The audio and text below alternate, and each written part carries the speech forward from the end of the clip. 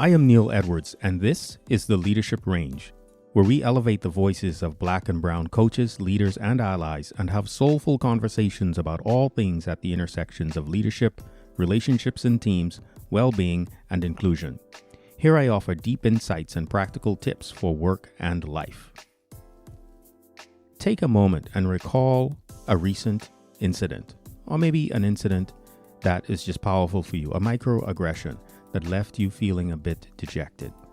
Not the worst trauma ever, but something that stuck with you in a way that went beyond the intellectual conflict, that left a bitter, lingering taste. One that you felt in your heart, around your whole body, permeating your spirit and soul. Your body and its essence does not forget it. The body keeps the score. This is conflict. It lives in your body, not just in your mind. It is a disturbance on the entire internal system of yourself, and that is self with a capital S. When there is a societal conflict, it has a corresponding effect on us. For example, think about the acute and then lingering impact of 9/11 on us. Think about the acute and lingering impact of George Floyd's murder on us. And think about January 6th of this year and the insurrection on the United States. In society and corporate spaces, many people live in conflict and with conflict often. Black and brown people in predominantly white workplaces live with micro and macro aggressions regularly. Some might say their experience of microaggressions is nearly incessant. Glassdoor.com recently showed that Black employees rate their employers lower than the average for all employees. There is a chronic disturbance. Just this last year, with increasing occurrence since the pandemic emerged, we're seeing an acute societal conflict through violence against Asian Americans. It is a disturbance, and it has the opportunity to become chronic. When there is a disturbance, we typically tighten up, contract our bodies, curl in, get frustrated, and exhibit a range of dissonant emotions that are basically reactive. It makes complete sense because we don't want to be disturbed. Over time, when disturbance is perpetual, it impacts our performance at work and in life. It makes us sick and sicker more often. COVID-19 has exposed this societal aggression in its disproportionate impact on Black communities. It takes our life prematurely. This is not news. Public health professionals have known unequivocally that racial oppression negatively impacts morbidity and mortality. Society is what it is, and although we can put energy into affecting change to produce a more just, equitable, and kind society, we must also learn how to take care of ourselves differently to make the best of an unjust set of circumstances. And we do that by approaching and treating disturbance differently. Where I'm coming from with this notion is, and I may have mentioned this before, that my academic background is in physiology, exercise physiology, psychology, and public health. I have a master's in public health. I've studied the epidemiology of illness and death across populations and race.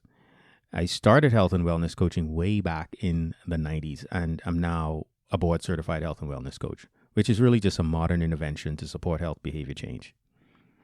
I bring those competencies into the work I do with my clients, and I'm also a organization and relationship systems coach, which is really just jargon for how systems work and our internal and external awareness and dynamics that bring us into relationship with ourselves, with others, and the world around us. And I bring these two disciplines together today to help you lead yourself better in a world that is trying to be more diverse and inclusive, but not quite fast enough. There is division, conflict, and disturbance all around, yet you still need to work. You still need to lead. You still need to be in relationships, and you deserve every opportunity to thrive. And I'm sure we can all agree on that. At the end of this episode, and it won't be long, you will have a new or hopefully more productive and life-giving path to positivity, clear-headedness, purpose, and physical stamina to live in a world that is disturbing. You will know what it means to make disturbance an ally. Underrepresented minorities, particularly Black professionals experiencing aggressions and various forms of race-related disturbances at work can feel dehumanized on top of all of the other negative emotions. And the reality that companies are unwilling to change things that actually matter can then make Black professionals feel ignored and stonewalled with meaningless positive intent. So what do? You sharpen self-awareness so you can notice disturbance, develop resilient skills, learn to look at disturbance as an ally. There's a verse from the Gospels I really connected with in 2009 or 2010 when I was doing some personal leadership work. And not so much because it was from the Bible, but because of the practicality and power of the message. I'll share it here from the New International Version of the Bible. It's from James 1, verse 2 through 5, on trials and temptations. Quote, "Consider it pure joy, my brothers and sisters, whenever you face trials of many kinds, because you know that the testing of your faith produces perseverance. Let perseverance finish its work so that you may be complete, not lacking anything." Unquote. My secular translation goes something like this. My brothers and sisters, consider it pure joy when you face conflict and disturbance of any kind, because you know that the testing of your resilience produces perseverance. Let resilience do its work so that you may remain whole, lacking nothing. So, let disturbance be an ally. This is a notion I learned from my mentors in organization and relationship systems coaching. The idea is that disturbance serves to bring awareness to a breach in peace, leaving you in a state of being disturbed. The actual disturbance is the thing on the outside, over there, with another or in society, and because the body keeps score, we experience it in the body. So, that microaggression I had you remember early in this episode, that you experienced in your body. That is how you experience a racial disturbance. Become exquisitely aware of exactly what that feels like, because it is your ally and source of information that informs what needs to happen next. The practice here is not easy. It is to get better at noticing the disturbance and responding to it from a new perspective. Consider it joy and a test of your resilience. If you cannot consider it joy, then explore what works for you. You can do it on your own. You could have someone to support you. Whatever is better. That's the approach you want to take. And this is where the wisdom from disturbance as an ally kicks in. Viktor Frankl said, quote, "Between stimulus and response, there is a space. In that space is our power to choose our response. In our response lies our growth and our freedom," unquote. These next 4 points are pretty straightforward, yet they are easier said than done with consistency, but they are essential to your life if you want to thrive. Number 1, choose positivity. The science of positive psychology and neuroscience tells us positive emotions are a remedy to disturbance. We have to be intentional about doing things to elevate positivity through our own choices. In the moment when you experience a disturbance at work, you might respond with positivity if you can.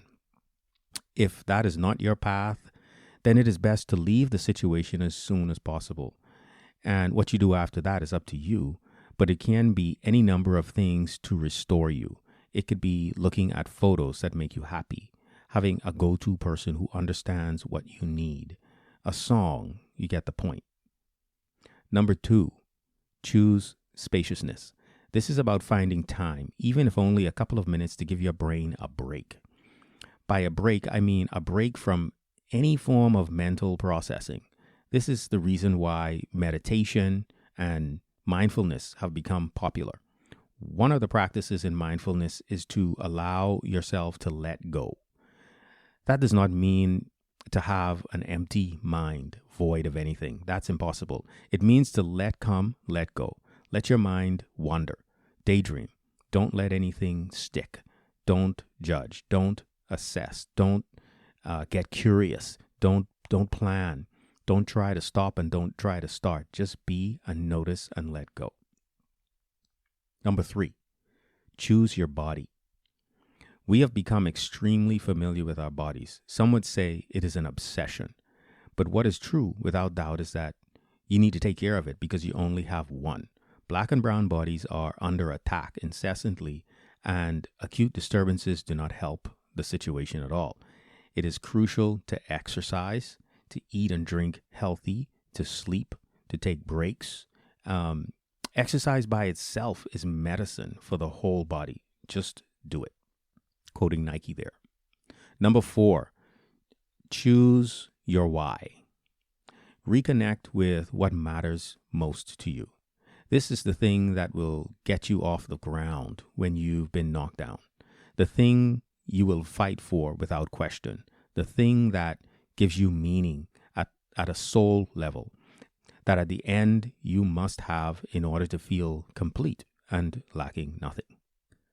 I quoted Viktor Frankl, and I'll quote him again as we wind down. In his book, Man's Search for Meaning, he wrote, quote, "Those who have a why to live can bear almost any how," unquote. Let disturbance be an ally that points you in the direction of choice to care for yourself, build resilience, lead with purpose, and thrive. Corporations and society are failing, and I don't expect that to make any big moves anytime soon. For me, it's a matter of freedom of identity, body, and soul. Working in corporate America for many people is often treacherous, and for black and brown people, it is more often hostile. I'm not making it up, folks. I coach numerous minority professionals. Dealing with racial and cultural disturbance is not listed as a leadership skill, but it is one that minorities need to develop because it is a ubiquitous reality in companies, and they don't want to admit that. I also need to say this because it's important to note the similarities in corporate spaces. Sexism is also a problem that creates disturbances. I've coached those women. Make the translation. I'm calling you to an investment in yourself because corporations will not address the most burdensome aspects of being a minority at work. The will and courage doesn't seem to exist. In the preamble to the Constitution of the World Health Organization, it says this: "The enjoyment of the highest attainable standard of health is one of the fundamental rights of every human being without distinction of race, religion, political belief, economic, or social condition. The health of all peoples is fundamental to the attainment of peace and security and is dependent on the fullest cooperation of individuals and states. Governments have a responsibility for the health of their peoples, which can be fulfilled only by the provision of adequate health and social measures. The failure is clear, so it is up to you to be at your best, and I hope you learn to create something new from disturbance as ally. Listen to new episodes of the Leadership Range every Monday. Connect with me on LinkedIn at linkedin.com/in/nedwards07. If you have a topic suggestion, want to join a conversation here, or know someone who ought to be here, send an email to neil@neiledwardscoaching.com.